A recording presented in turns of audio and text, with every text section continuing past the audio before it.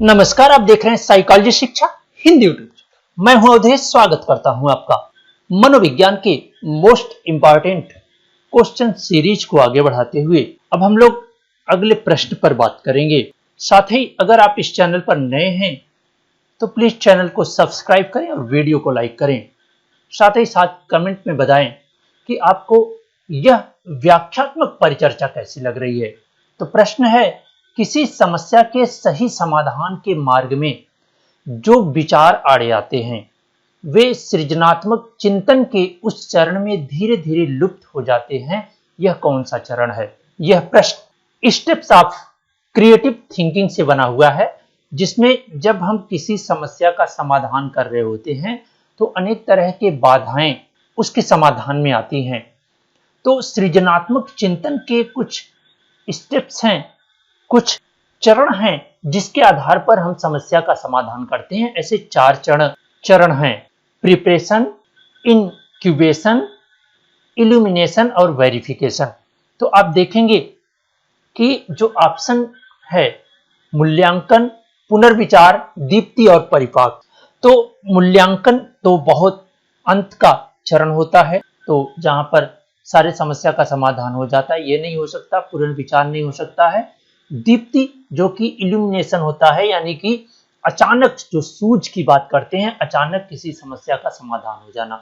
वहीं परिपाक की बात करें जिसे इनक्यूबेशन कहा जाता है, यह एक ऐसी स्टेज होती है सृजनात्मक चिंतन की जिसमें व्यक्ति समस्या समाधान करते करते थक जाता है और उसे लगता है कि अब समस्या का समाधान नहीं होगा और उस समस्या को छोड़ देता है या वह सोने चला जाता है। लेकिन क्या होता है कि जो समस्या होती है उस समस्या का समाधान का प्रयास हमारे अचेतन मन में चलता रहता है, जिसके कारण क्या होता है कि जो बाधाएं होती हैं वह धीरे धीरे लुप्त हो जाती हैं और अचानक फिर दीप्त की स्टेज आती है जिसमें अचानक उस समस्या का समाधान मिल जाता है। आप इंग्लिश वर्जन में अगर इस प्रश्न के ऑप्शन को आप देखें तो आप देखेंगे कि इवैल्यूएशन दिया हुआ है, रिविजन दिया हुआ है, इल्यूमिनेशन दिया हुआ है और इनक्यूबेशन दिया हुआ है।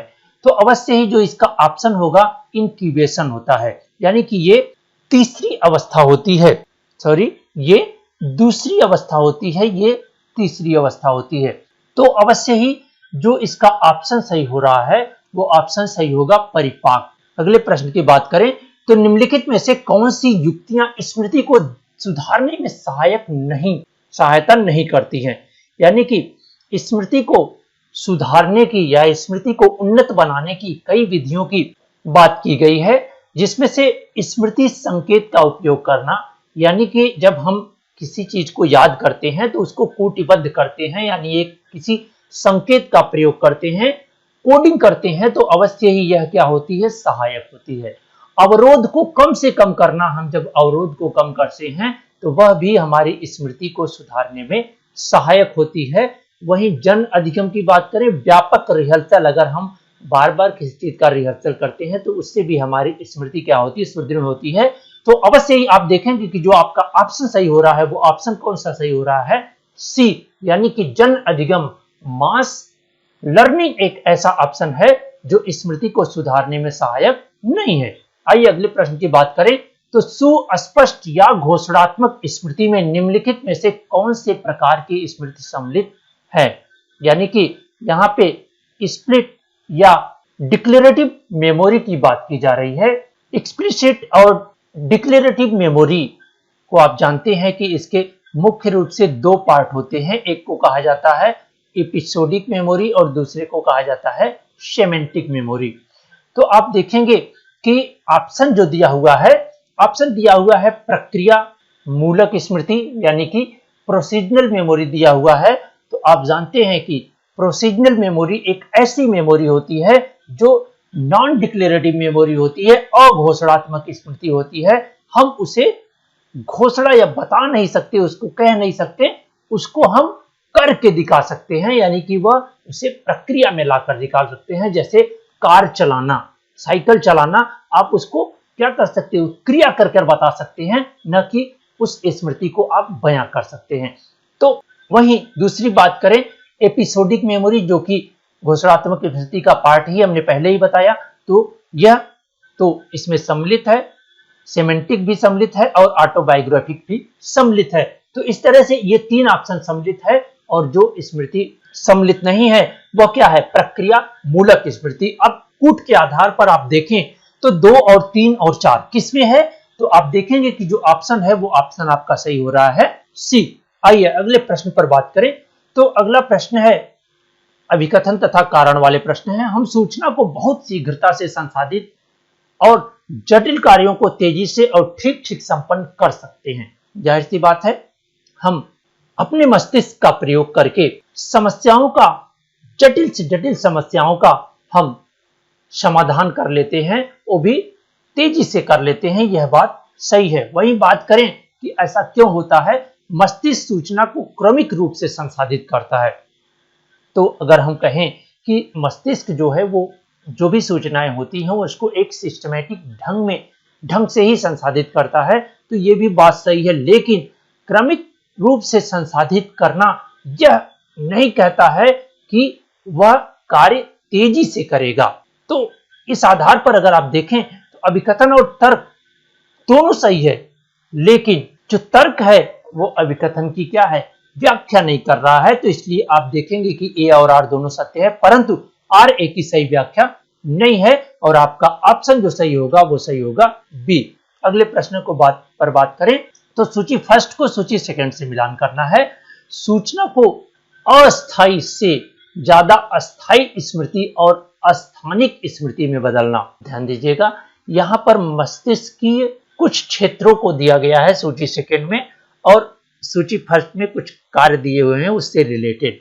तो पहला दिया हुआ सूचना को अस्थायी से ज्यादा अस्थायी स्मृति में स्थानिक रूप से बदलना। तो आप जानते हैं कि एक संरचना है मस्तिष्क में, लिम्बिक सिस्टम, उसका एक प्रमुख भाग है जिसे कहा जाता है हिप्पोकैम्पस, जो कि स्मृति के लिए मुख्य रूप से जिम्मेदार होता है, जिसे अश्वमीन कहा जाता है। हिप्पोकैम्पस को अश्वमीन कहा जाता है। लिम्बिक सिस्टम का एक बहुत ही महत्वपूर्ण पार्ट है जो स्मृति को संचित करने के लिए जिम्मेदार होता है। कई ऐसे अध्ययन किए गए हैं जिससे ये परिणाम प्राप्त हुआ है कि जो हिप्पोकैम्पस होता है वो अस्थायी से ज्यादा अस्थायी स्मृति और अस्थानिक स्मृति में बदलता है। किसको? अस्थायी स्मृति को। तो इस आधार पर अगर आप देखें तो जो पी का आंसर सही हो रहा है वो सेकंड। वहीं वर्किंग स्मृति की बात करें, कार्यकारी स्मृति की बात करें, सेमेंटिक स्मृति की बात अल्जीमर रोग 3 है। तो कार्यकारी स्मृति की बात करें तो वह हमेशा जो वर्किंग मेमोरी होता है वो हमारे फ्रंटल लोब से होता है, क्योंकि फ्रंटल लोब जो है वह चिंतन, समस्या समाधान, तर्क या ऐसी क्रियाओं के लिए जिम्मेदार होता है। तो यह सब क्रियाएं जब हम वर्किंग मेमोरी करते हैं या एक वर्क मेज पर काम करते हैं तो अवश्य ही हमें उस समय विभिन्न तरह की समस्याओं का एक साथ समाधान करने, चिंतन करने और उच्च मानसिक प्रक्रिया करने की आवश्यकता होती है। तो अवश्य ही आप वर्किंग स्मृति को मिलाएंगे कहां से? ललाट खंड से, यानी कि फ्रंटल लोब से आप मिलाएंगे इसको। वहीं अगर अर्थगत स्मृति की बात करें, सेमेंटिक मेमोरी की बात करें तो वह कहां से आप मिला सकते हैं? आप जानते हैं कि हमारे टेम्पोरल लोब में एक संरचना होती है जिसे वर्निक एरिया कहा जाता है, और वर्निक एरिया को क्या कहते हैं? डिक्शनरी कहा जाता है। वहां पर विभिन्न शब्दों के अर्थ रखे जाते हैं। तो अवश्य ही आप जो अर्थगत स्मृति होगा वह आप शंखपाली खंड या कनपटी से मिलाएंगे, क्योंकि यही वह क्षेत्र है जहां पर क्या होता है? वर्निक एरिया होता है। अब आपके पास एक ही ऑप्शन बचता है, अल्जीमर रोग, जो कि खासकर बुजुर्गों में पाया जाता है। भूलने की बीमारी क्यों होता है? तंत्रिका तंत्र की गुत्थी के कारण होता है। तो आप अवश्य ही इसको मिला देंगे थर्ड से। अब इस आधार पर अगर आप देखें तो 2, 4, 1 और 3, 2, 4 और 1 और 3 आपको जो ऑप्शन मिलता है वो ऑप्शन मिल रहा है ए, और आपका ऑप्शन सही होगा ए। आइए अगले प्रश्न पर बात करें। तो अगला प्रश्न है संवेगों के चेहरे पर व्यक्त भावों के प्रत्यभिज्ञान से निम्न में मस्तिष्क के कौन से भाग संबंधित हैं, सही कोड का चयन करें। आप ध्यान देंगे कि जो संवेग वाले चेहरे होते हैं उनके व्यक्त भावों को के प्रत्याभिज्ञान की यानी पहचान के लिए मस्तिष्क के कौन से भाग क्रियाशील होते हैं या उसकी पहचान के लिए जो हमारे मस्तिष्क के पार्ट्स हैं या क्षेत्र हैं वो कौन से क्षेत्र सक्रिय होते हैं, जिसके कारण हम संवेगों के चेहरे की अभिव्यक्ति का प्रत्याभिज्ञान कर पाते हैं। तो आप देखें, आपको ऑप्शन में दिया हुआ है हाइपोथैलेमस, प्रीफ्रंटल कॉर्टेक्स, एमिगडाला और हिप्पोकैम्पस। अभी हमने आपको बताया कि हिप्पोकैम्पस किसके लिए जिम्मेदार है, वह किसके लिए जिम्मेदार है, स्मृति के लिए जिम्मेदार है। तो अवश्य ही यह ऑप्शन तो गलत हो जाएगा पहले ही। वही हम बात करें हाइपोथैलेमस, तो हाइपोथैलेमस आप जानते हैं कि सबसे अधिक किसके लिए जिम्मेदार है, भूख के लिए जिम्मेदार है। अब ऑप्शन आपके पास बचता है प्री फ्रंटल कॉर्टेक्स और एमिगडाला। हमने आपको बताया कि जो फ्रंटल लोब होता है हमारा, फ्रंटल कॉर्टेक्स होता है, वह उच्च मानसिक प्रक्रियाओं के लिए जिम्मेदार होता है। तो अवश्य ही यह ऑप्शन तो सही होगा क्योंकि प्रत्याभिज्ञान वहां करना है। वहीं एमिगडाला भी लिम्बिक सिस्टम का ही एक पार्ट है। एमिगडाला वह भी इस तरह के प्रत्याभिज्ञान के लिए, खासकर संवेगों के प्रत्याभिज्ञान के लिए जिम्मेदार होता है। तो जो आपका ऑप्शन इसमें सही होगा सेकेंड और थर्ड, और आपका ऑप्शन जो मिलता है कोर्ट में वो मिलता है बी। आइए अगले प्रश्न पर बात करें। तो स्वप्रत्यक्षीकरण के आकलन के लिए निम्नलिखित में से कौन सा सर्वाधिक उपयुक्त है। स्वप्रत्यक्षीकरण यानी कि सेल्फ परसेप्शन के आकलन के लिए निम्नलिखित में से कौन सा सर्वाधिक उपयुक्त है। यहाँ पर कुछ टूल्स दिए हुए हैं, कुछ परीक्षण दिए हुए हैं, जिसमें से मायर ब्रिक्स प्रकार का संकेत यह नहीं है, वैयक्तिक अभिमुखी सूची, रोजर्स स्व प्रतिष्ठा सूची। आप देखेंगे तो जो अभिमुखी सूची ये बी, वैयक्तिक अभिमुखी सूची ही इसका सही ऑप्शन होगा। तो 27 का जो सही ऑप्शन हो रहा है वो ऑप्शन सही होगा बी। आइए अगले प्रश्न पर चलें। तो अगला प्रश्न है स्थिर अंतराल अनुसूची यानी कि फिक्स्ड इंटरवल रेशियो की बात की जा रही है। यहाँ पर स्किनर द्वारा प्रतिपादित किए गए शेड्यूल ऑफ रीइंफोर्समेंट से बना क्वेश्चन है कि स्थिर अंतराल सूची में पुनर्बलन के किंचित पूर्व प्रतिक्रियाओं का धीरे धीरे त्वरण होता है। इस त्वरण को क्या कहा जाता है, यानी कि उसका त्वरण जो होता है वो धीरे धीरे होता है, इसको क्या कहते हैं। स्थित अंतराल प्रवणता परिवर्त्य के पर स्केलॉप, यानी कि जो धीरे धीरे त्वरण होता है उसको कहते हैं स्थिर अंतराल स्केलॉप कहा जाता है, और इसका ऑप्शन सही होगा डी। अगले प्रश्न पर बात करें कि जब एक व्यक्ति असफलता का आरोपण इस मत से करता है कि समस्या के समाधान में कोई भी असफल होगा, यानी कि इस समस्या के समाधान में कोई भी व्यक्ति असफल होगा, यानी कि यहाँ सार्वभौमिकता की बात की जा रही है। असफलता बाह्य कारणों के परिणाम होती है, यानी कि यह आंतरिक कारण का परिणाम नहीं है, आंतरिक कारण का परिणाम होता है तो व्यक्ति विशेष से जुड़ा होता है, लेकिन आंतरिक कारण का परिणाम नहीं है। इसलिए ऐसी अवस्था को क्या कहेंगे, व्यक्तिगत निरूपण, यानी कि पर्सनल निस्सहायता हो नहीं सकता क्योंकि ये पर्सनल से जुड़ा हुआ है। हताशा नहीं हो सकता, अधिगम आशावादिता नहीं हो सकता, सार्वभौमिक निरूपायत्व। अवश्य ही यह क्या होगा, इसका जो ऑप्शन सही होगा वो ऑप्शन सही होगा डी।